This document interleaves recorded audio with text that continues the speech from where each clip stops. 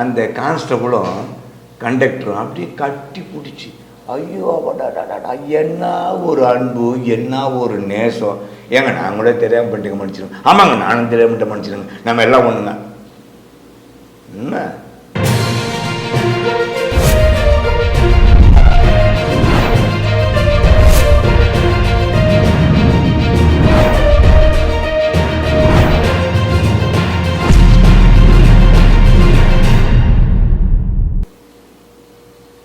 ஆட்சி அதிகாரம் நம்மக்கிட்ட இருந்துச்சுன்னா நாம் எதை வேணாலும் பண்ணலாம்.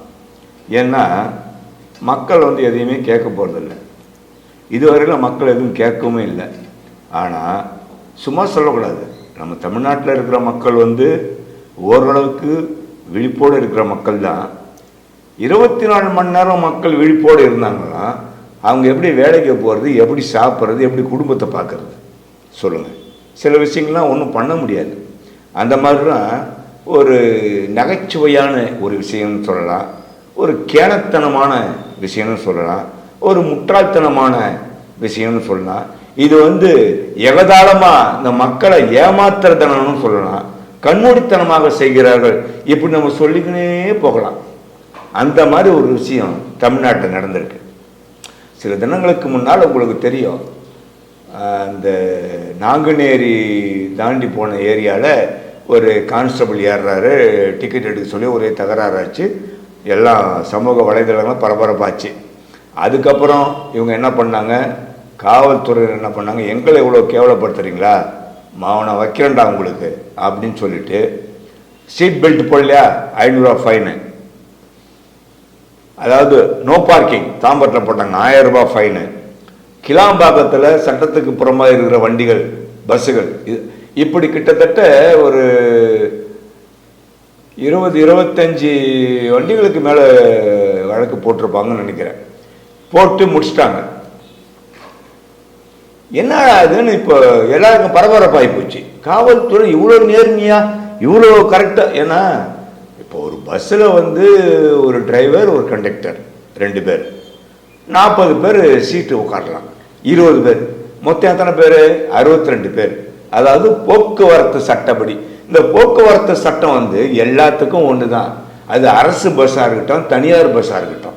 தனியார் பஸ்ஸில் தொங்கின்னு வந்தால் ஃபைன் போடுவாங்க சட்டப்படி. ஆனால் அரசு பஸ்ஸில் தொங்கின்னு வந்தால் ஃபைன் போட மாட்டாங்க. ஏன்னா அது அரசு மக்களுக்காக சேவை செய்யுது அப்படின்னு விட்டுறாங்க. அப்போ அங்கே சட்டம் கவுந்துடுது. அப்போ அந்த சட்டமே தேவையில்லைங்கிற. அப்போ அந்த சட்டப்படி நம்ம பின்பற்றணும் அப்படின்னா பஸ்ஸு பேருந்து அதிகமாக விடணும். ஒரு பஸ்ஸில் 100 பேர் பிரயாணம் பண்ணுறாங்க அப்படின்னும் போது 200 பேர் பிரயாணம் பண்ணுறாங்க. 40 + 60 100 120 பேர் தான் பண்ணணும். 200 பேர் 150 பேர் பண்ணும்போது என்ன ஆகும்? சட்டப்படி பண்ணணும்னா அப்படி பண்ண முடியாது இல்லையா? பேருந்து அதிகரிக்கும், அரசாங்கத்துக்கு செலவு அதிகம். அதனால சட்டத்தை மூட்டை கட்டி சைடில் வச்சிருவாங்க. ஆனால் அது உங்களுக்கு எனக்கும் இல்லை, அரசாங்கத்துக்கு மட்டும்தான். அந்த சட்டம் உங்களுக்கு எனக்கும் தமால் இருந்துச்சு நிற்கும். எப்படி நிற்கும்? நின்று நம்மளை கொத்திரும்.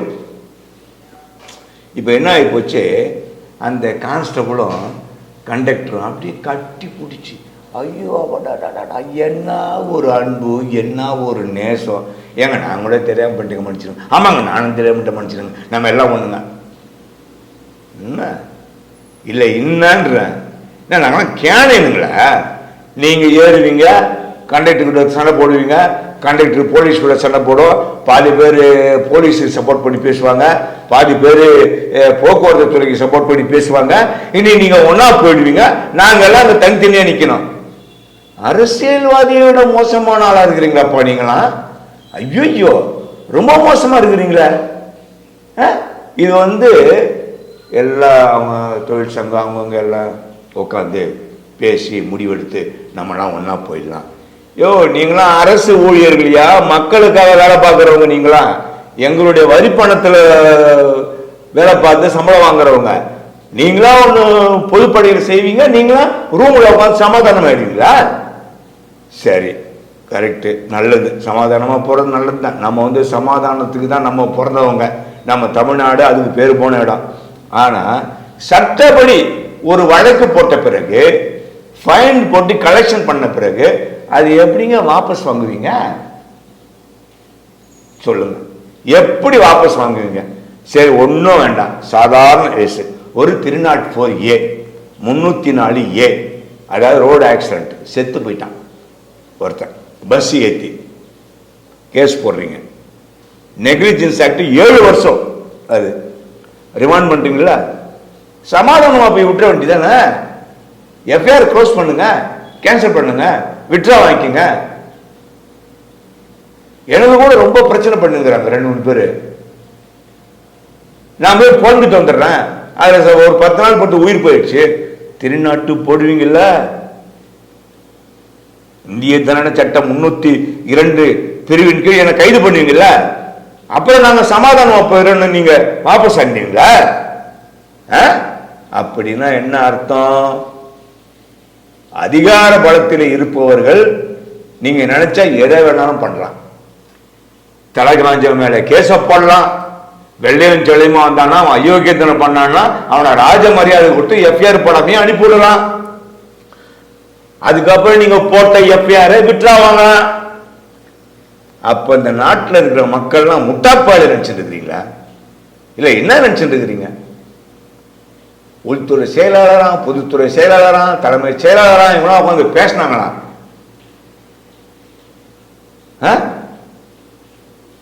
இது நீதிமன்றத்துக்கு கூட தெரியலையா?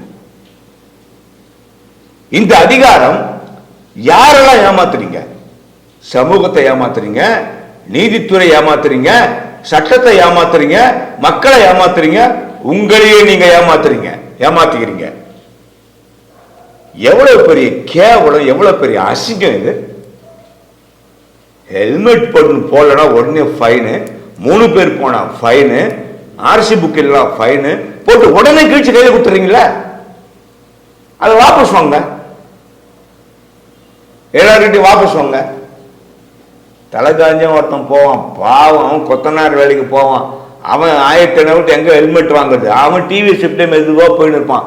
அவனை ஓடி போய் விரட்டி பிடிச்சி, அவனும் யாரையும் கொலை பண்ணி தலையெடுத்து போற மாதிரி அவனை பிடிச்சின்னு வந்து உட்கார வச்சு கேஸ போட்டு தீட்டுருவாங்க. நீங்களா நினைச்சா என்ன வேணா பண்ணலாமா? அப்படிலாம் பண்ண முடியாதுங்க. காவல்துறையோ போக்குவரத்து துறையோ உங்க இஷ்டத்தில் நடந்துக்க முடியாது. சட்டம்னு ஒண்ணு இருக்கு, அந்த சட்டத்தில் நீங்க மீற முடியாது. யாரு கேட்டு கேஸ் போட்டீங்க? யாரு கேட்டு இப்ப இதை வாபஸ் வாங்குறீங்க? இது எவ்வளவு பெரிய கேவலமான ஒரு முன்னுதாரணம். இப்ப நான் வந்து எங்க லீகல் அட்வைசர் வந்து ராம்நாடு போயிருக்காரு, அவர் திங்கட்கிழமை வராரு. இந்த இன்சிடென்ட்டை பத்தி நான் கேட்க போறேன் அவர்கிட்ட. இது இல்லாம என்னுடைய நண்பர்கள் டெப்யூட்டி டைரக்டர் ப்ராசிக்யூஷன் ரிட்டையர்ட் ஜட்ஜஸ்லாம் இருக்காங்க, அவங்ககிட்ட நான் ஒப்பீனியன் கேட்க போறேன். ஒப்பீனியன் கேட்டு எங்க சார்பா கோர்ட்ல கேஸ போடுவேன்.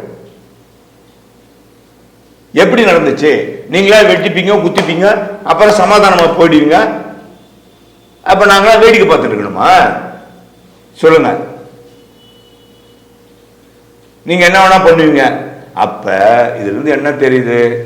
நாங்க நினைச்சா எஃப்ஐஆர் போடுவோங்க, நாங்க நினைச்சா எஃப்ஐஆர் கேன்சல் பண்ணுவோங்க, நாங்க நினைச்சா யார் மேல வேணாலும் கேஸ் போடுவோங்க, நாங்க நினைச்சா யார் மேல வேணாலும் கேஸ் போடாம இருப்பாங்க.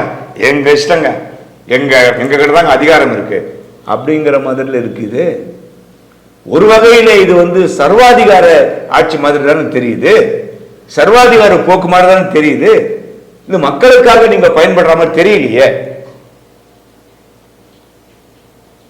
நானே எவ்வளவு ஃபீல் பண்ணேன்.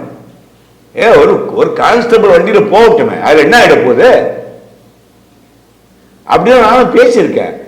நாங்க உங்களுக்காக பேசுவோம், ஆனா நீங்க கள்ளத்தனமா உள்ள போய் கை கோத்தணும், கள்ள உறவுல இருப்பீங்க. நாங்க முட்டாளுங்க போனாங்க, அப்படித்தானே?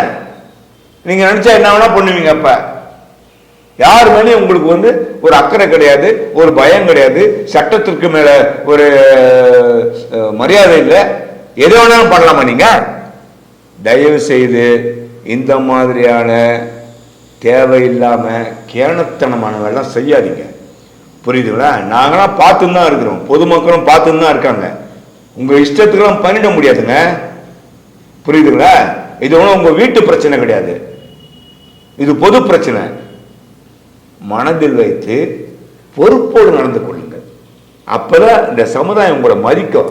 அது போக்குவரத்து துறையா இருந்தாலும் சரி, காவல்துறையா இருந்தாலும் சரி. இந்த மாதிரி ரோட்ல அடிச்சுன்னு நீங்க போவீங்க, அப்புறம் சமாதானமா போவீங்க, இங்க மக்கள் கூட சண்டை போட்டு இருப்பாங்க.